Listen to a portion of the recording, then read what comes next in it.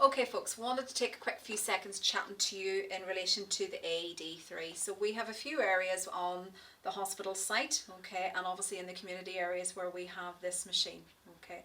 Very good machine, easy to use in the event of a cardiac arrest and will keep you right.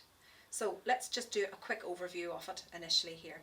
So if we look at the front of it, little button here at the top, okay, that's your on and off button. You can't go wrong, okay. So the key thing is just remembering where that is if you turn that on, okay. A little window in here as well, okay, and again you see one of two things. You'll either see a green tick or a lovely red cross. So green tick means I'm good to go, obviously a red X, okay, this machine actually can't be used. This white bit there, attached to that at the back, which sits in quite nicely at the back, is a set of defib pads. Okay, these defib pads again, okay, should not be open, ready to go. One other thing you'll find, actually a wee pair of tough cut scissors, should you need to access and get at the patients through clothing, and wipes and a few things and bits and pieces. Your shelf life of these pads sit roughly about 5 years. Okay, so that sits in at the back for easy access. Screen, which was going to give me some information. My shock button should I need to use it.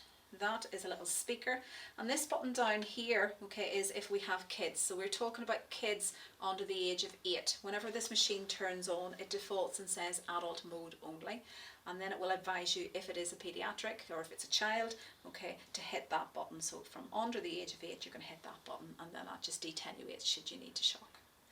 At the back, just in behind where that is, okay, there's a battery. The battery sits in here, and your battery life sits between sort of 4 to 5 years as well, okay. So this is not mains charged, battery charged, okay, at all times, and that's it. Quick overview of the machine.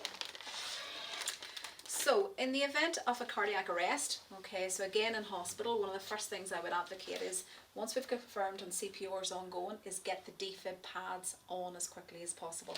So you're going to take that pack out.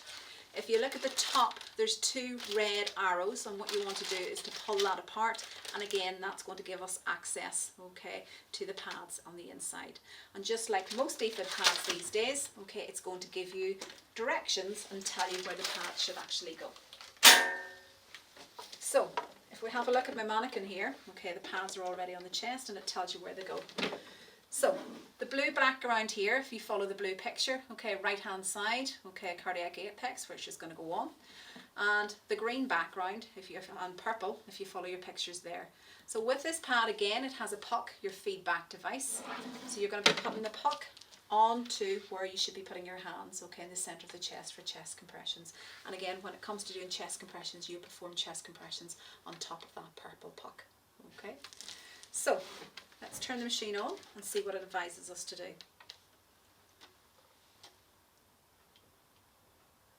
Unit OK.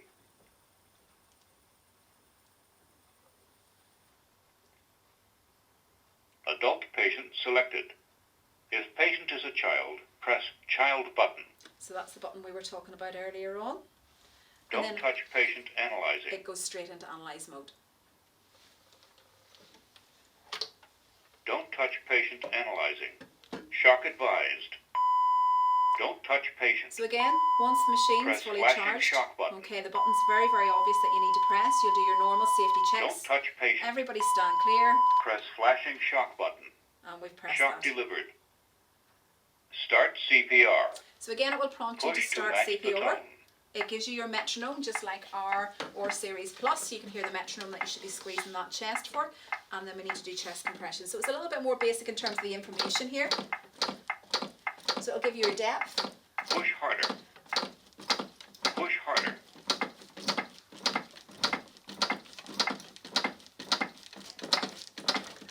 Good compressions.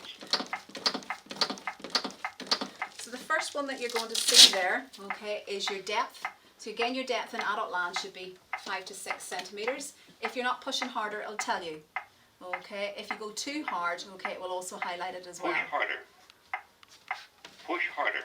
Second one then that you're going to see there, okay, is your rate of 100 to 120. It keeps you right. And then last of all then is that timer. So whenever you're 2 minutes up, it will tell you exactly what's going on.